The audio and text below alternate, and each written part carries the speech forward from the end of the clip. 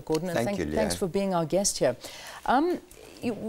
This has been, I mean, this is a landmark case that's happening right now with Oscar Pistorius. And when we come to brands, what brands are we looking at with just this one trial? Yes, indeed, a really tragic situation. The thing with brands, Leanne, is they're built not just by the lead brand, so to speak, but all the associations, the people and things that are attached to the brand. So Oscar, a global brand of huge proportion, but attached to Oscar is South Africa, attached to Oscar are all the sponsors, his family, this trial. So brand really is a network of associations. So if there is fallout, the entire network has fallout. Yeah, I mean, never mind that, it's also our justice system that's under the spotlight. The justice system. The brand of our justice system. Absolutely. The violence in our country. And that's it, you know, brands are built inside and outside. And I think all of us as brand citizens in South Africa, we've gone through a very tough week, but tough months. You know, the violence against women and children is unbelievable. So I think we've got to look at some lessons about how do we do better with the South African brand, and also how do we protect these great sports people from perhaps going off the path like Lance Armstrong and so many others. Let's take it one step at a time. Let's talk about Nike, for instance, because I think Nike, by being associated with first Tiger Woods, then Lance Armstrong, now Oscar Pistorius. You were telling me with the Kenyan runners as well in their doping scandal. Yes. What has this done to brand Nike? Because the amount of jokes that I have seen around about Nike, I mean, some saying, Nike, why don't you tell them to just don't do it? You know, things like that. I mean, that's just one of the jokes that are going around. What has this done to brand Nike? It's really tarnished the brand. And of course, when you link your brand to another, there's always risk, but there's great reward if it works out. So the issue is, why hasn't Nike been better able to minimize the risk? And I think this is the issue. I think one of the lessons we have to take out of this as a sponsor is we can't just sponsor your stardom, because we can't detach that from the whole person. The deal is between the whole person, not just the gold medal component.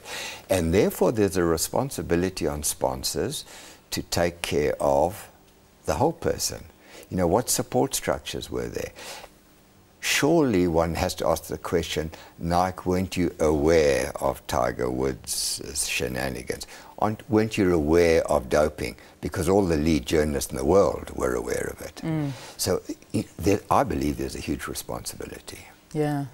So, yeah, it's a tough situation, because I mean, when you talk about, I mean, let's talk about Oscar now. I mean, Nike, there's no way Nike would have ever in their wildest dreams imagined that, as long as the rest of the world, that we'd land up in a situation like this with Oscar. So, you know, it is difficult. It is a difficult situation that they find. Are sponsorships going to come under the spotlight now? Absolutely. I think the nature of the contract, there's going to be a lot more risk aversion to really tying one's brand to a star. But I think we'll get over that. But what I think is going to happen is far more care in who we sponsor. You know, if a sports athlete has a passion for guns, now as a sponsor, I would be cautious about that. Yeah, yeah. You know, there's always that saying that any publicity is good publicity. Not true. I'm not sure true. If this is the case true. these days. Not true. Yeah. No, Nike brand. I mean, I have the privilege of working with young people all day. I mean, Nike brand amongst the youth has definitely taken a beating. Really? Taken a beating. Interesting. Very, very interesting. Oakley, another one. So there are lessons for sponsors, many out of this and other disasters. All right, that's taking a look at the sponsorships. But let's talk about brand Oscar, because brand Oscar is one of the most incredible brands that we have ever given birth to in this country. It sort of a Superman brand, a heroic brand. What's going to happen? I mean, it's difficult to tell. Obviously, today we'll find out if he does get bail and what does happen. But you know, it's already happened. That you know, the reputation fallout has already happened. Whatever happens to him? yeah, this is a very difficult situation. If it's found to have been a tragic accident, I believe there is a comeback. Slow, very difficult, but possible. Hansi Cronje was on a comeback trail. Tiger Brands is coming back. If he is found guilty as currently charged, there is no comeback. Yeah. He'll remain a very strong brand, but now for all the wrong reasons. Yeah, yeah. Well, it's a sad state of affairs. It certainly is. But let's let the law take its course. But absolutely. Before I let you go, I mean, we talk about brand Oscar, brand South Africa. That's yes. what worries me yes. as well. I think we, and I say literally we South Africans, have all taken a beating with this because he's our hero. And I think a lesson we have to take as South Africans, we've got to become far more activist about violence generally, gender violence specifically. So that's one issue.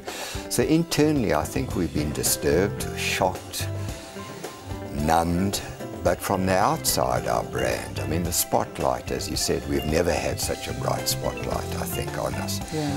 So the violence in our country is under spotlight. It's going to impact on tourism. I don't see a direct impact on investment immediately, but it's not a good image, you know, and a brand is about perceived image. So this is not a good image. All right. Gordon Cook, brand specialist, thank you very much for talking to us here on Morning Live. We'd love to hear from you.